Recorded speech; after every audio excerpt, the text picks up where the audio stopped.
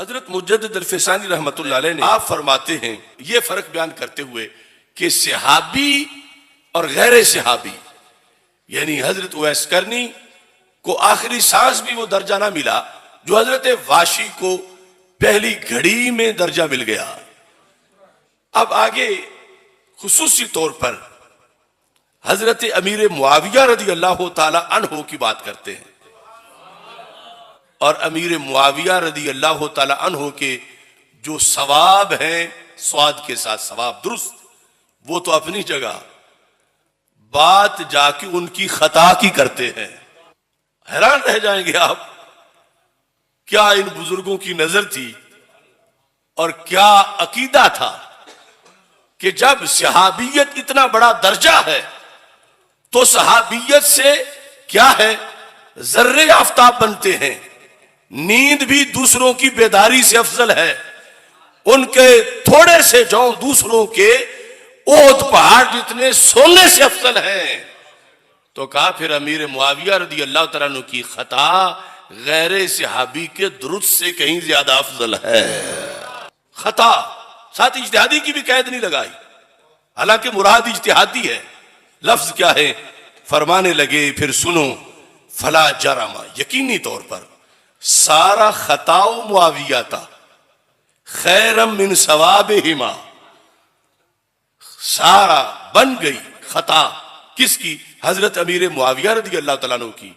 क्या बन गई, खैरन, खैर बन गई। ये उस कौम के लीडर हैं जिन्हें आज खता तो ही नजर आती है इन अनपढ़ों की बुनियाद पर कि वहां पर शर्फ सोहबत मिलने की वजह से उनकी खता का वो दर्जा है जो गैर सहाबा के सवाब का दर्जा नहीं है।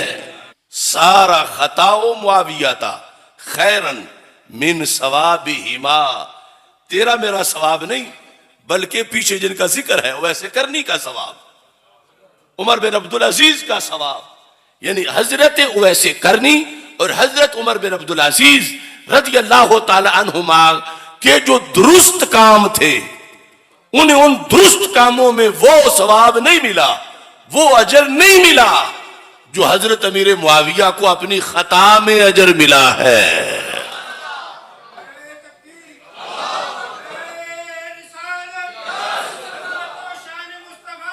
फिर लफ्ज सुनो, सारा खताओ मुआविया था।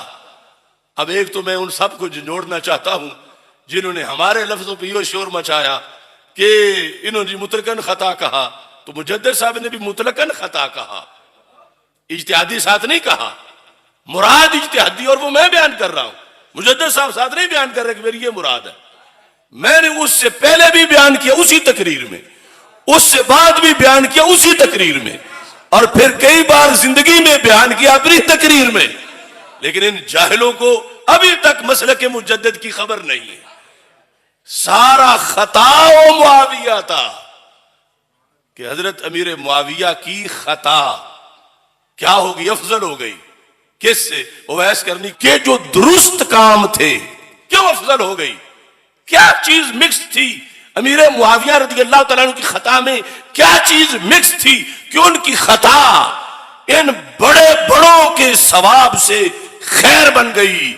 मुजद्दिद साहब कहते हैं बेबरकत सोहबत नबी सल्लल्लाहु अलैहि वसल्लम, सोहबत नबी की बरकत मिक्स थी, वैसे करनी की तहज्जुद उस खता को नहीं पहुंच सकती। इन लोगों ने समझे नहीं शर्फ साबियत क्या, बेबरकत सोहबत नबी सल्लल्लाहु अलैहि वसल्लम।